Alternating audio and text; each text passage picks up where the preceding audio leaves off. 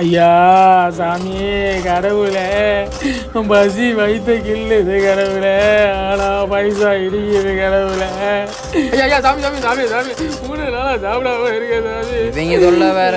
பசி வயிற்ற கிள்ளுது போறா அப்படி நல்லா இருந்துட்டு போ. 2 பேர்ல யாரு பிச்சைக்காரனே தெரியல. எடுத்து போறேன் குடியா 1 ரூபாய போட்டு 2 ரூபாய் எடுத்துட்டு போறா.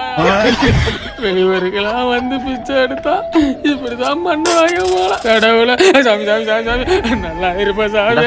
50 ரூபாயில உனக்கு ஆண்டவனே தெரியல. தெய்வமே தமிழ் தெய்வமே. என்ன தெய்வத்தோட அண்ணன் தெரியாத காந்திய காணா? என்னப்பா ஜிஎஸ்டி பிடிச்சிருக்கியா?